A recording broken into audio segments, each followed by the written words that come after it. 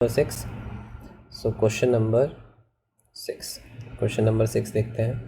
Question number 6 ये कहता है कि इफ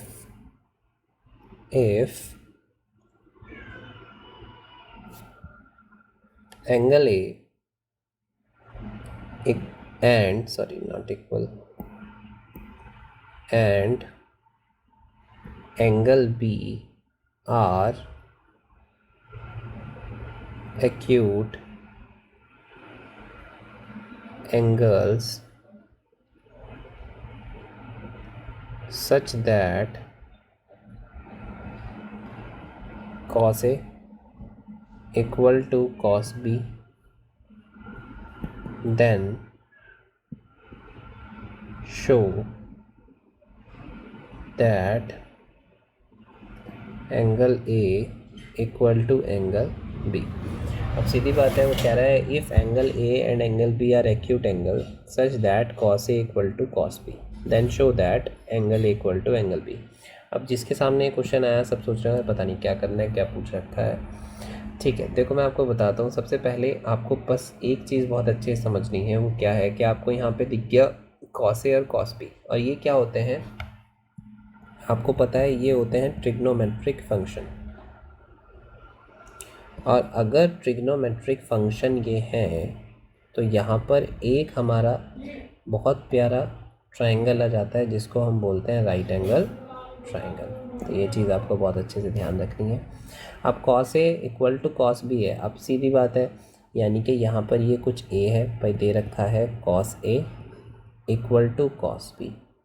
अब हमने कहा कि हाँ भाई यहाँ पर ना एक तो ये B है, एक ये A है. तो चलो सबसे पहले तो आप क्या करो, यही बना दो. हमने कहा लो जी ये A है, ये B है, ये C है. ठीक है, अब हमने इस तरीके से बना दिया. लेकिन हमें तो पता होता है कि ये क्या है, ये 90 डिग्री पर फिक्स होता है. तो हम क्या करते हैं, इस B को यहाँ ना लेके इस B को यहाँ पे ले लेते हैं, क्योंकि ये तो 90 डिग्री फिक्स है. यहाँ पे cos A equal to cos B दे रखा है, तो ये 90 डिग्री वाले के साथ रख के हमें पंगे नहीं लेने हैं. तो हम क्या करेंगे, यहाँ पर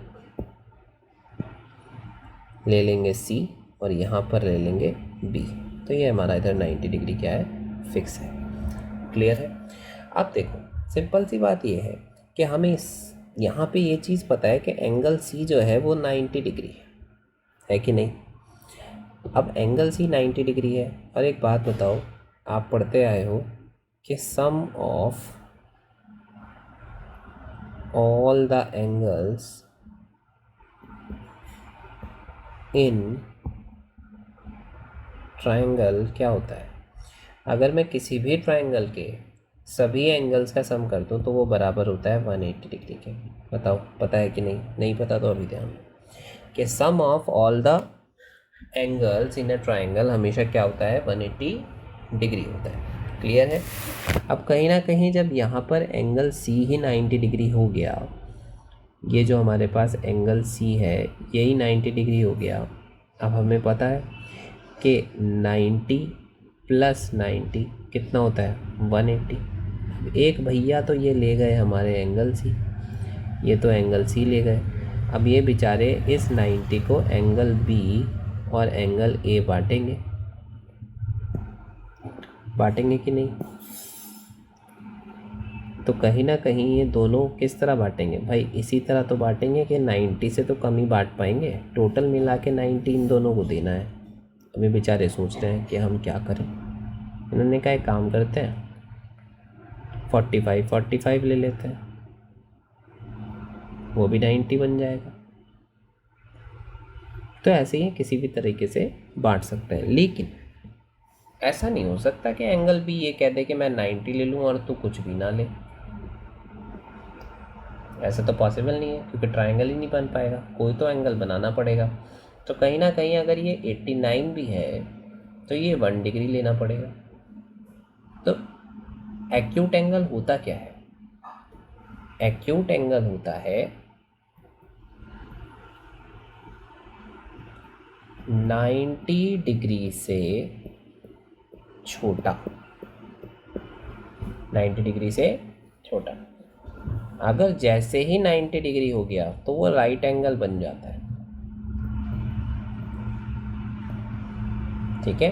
तो एक तरीके से हमें ये पता चल गया कि जब हमारे पास बचा ही 90 है और 2 लोगों में बांटना है, तो ये बेचारे एक खुद से 90 लेकर दूसरे को 0 नहीं कर सकता, तो कहीं ना कहीं इस बेचारे को थोड़ा सा कम तो रखना पड़ेगा। और अगर थोड़ा सा कम रखेगा तो ये अपने आप में एक्यूट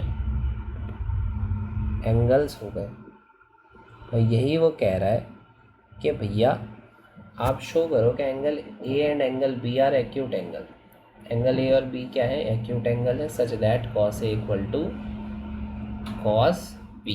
तो हमने कहा भाई चलो ये तो पॉसिबल है कि अगर एक बंदा 90 डिग्री ले जाता है तो ए और बी तो एक्यूट एंगल होंगे ही होंगे। तो ये चीज़ हमें कहीं ना कहीं मालूम तो चल गई। अब हमें बस इसे क्या है, अप्रोच लेके चलना है, कैसा चलेगा कैसे। तो चलिए और वही अप्रोच करते हैं।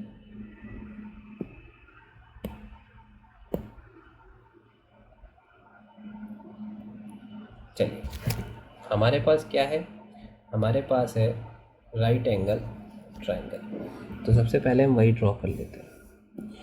ये हमारे पास राइट एंगल ट्रायंगल है, ठीक है।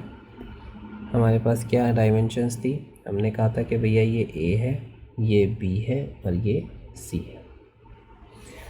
उसने कहा है, हमें पता है कि भाई क्या है यहाँ पर, एंगल सी जो है वो 90 डिग्री पर है, वो हमको मालूम है, दिख रहा है। अब यहाँ पे एंगल ए और एंगल बी हमें ये तो पता चल गया कि होंगे तो एक्यूट एंगल ही, ठीक है। तो एक तरीके से हम क्या करेंगे, यहाँ पे दे रखा है कि शो करो angle A equal to angle B. हमने कहा ऐसा शो करने में कोई दिक्कत नहीं है, ए भी 45 हो जाएगा, ए भी 45 हो जाएगा, लेकिन वो तो हमारी अभी कॉमन अंडरस्टैंडिंग है। तो हम लेके चलते हैं किसको, cos A equal to cos B को। तो हमने लिखा cos A equal to cos B. अब मुझे एक बात बताओ, ये जो यहाँ पर कॉस होता है ये होता क्या है? कॉस होता है बेस अपॉन हाइपोटेनस। अब हाइपोटेनस तो फिक्स है, ये हाइपोटेनस है, यानी कि मैं कह सकता हूँ कि ए बी जो है वो हाइपोटेनस है। इसी तरीके से अब डिपेंड करता है कि कौन सा परपेंडिकुलर है और कौन सा बेस है। ये किस पर डिपेंड करता है कि मैं ए लेता हूँ या मैं बी लेता हूँ, ये तो आपको बता रखा है बहुत अच्छे से, ठीक है।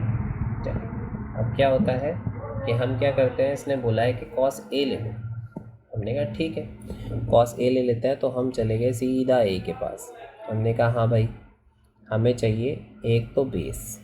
इसने कहा भाई देख बिल्कुल मेरे सामने वाला तो मुझे पता है परपेंडिकुलर होगा और ये हाइपोटेनस फिक्स है, तो सीधी बात है ये बेस होगा।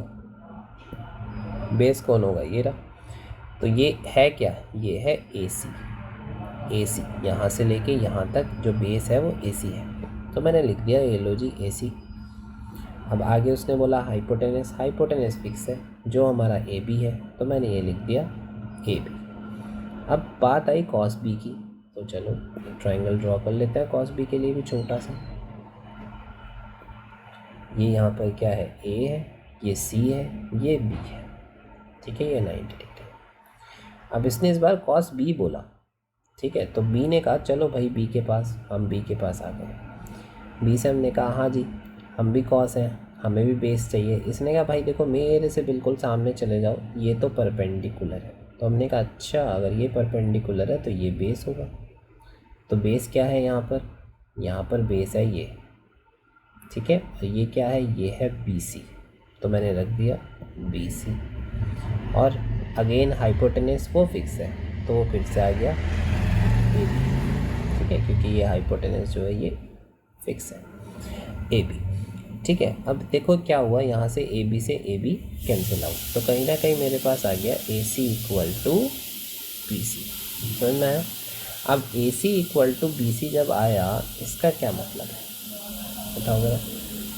ए सी इक्वल टू ए बी, चलो मैं आपको बताता हूँ कि ए सी इक्वल टू ए बी से आप किस तरीके से चीज़ें क्लियर करोगे। यहाँ पे मैं ट्रायंगल बना रहा हूँ दोबारा से। तो ये मेरे पास क्या है, ए है, ये मेरे पास क्या है, सी है, ये मेरे पास क्या है, बी है।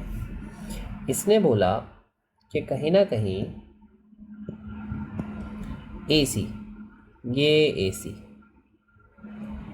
ये इक्वल है बी सी के, और हमें पता है कि जब दो साइड्स आपस में इक्वल होती हैं तो वे जिस पॉइंट पर मिलती हैं उसके सामने वाले दोनों एंगल वो क्या हो जाते हैं, जहाँ पर वो मिल रहे हैं ये दोनों एंगल आपस में इक्वल हो जाते हैं। क्या हो जाते हैं?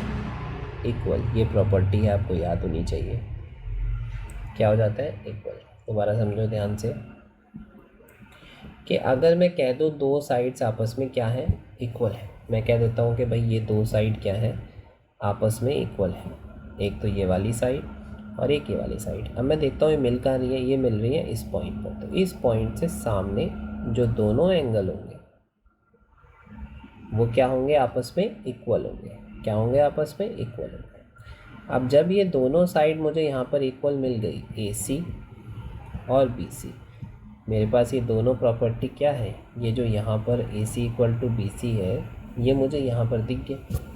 जब मुझे AC इक्वल टू BC दिख गया तो मैं इसके बाद डायरेक्ट कह सकता हूँ कि angle A equal to angle B।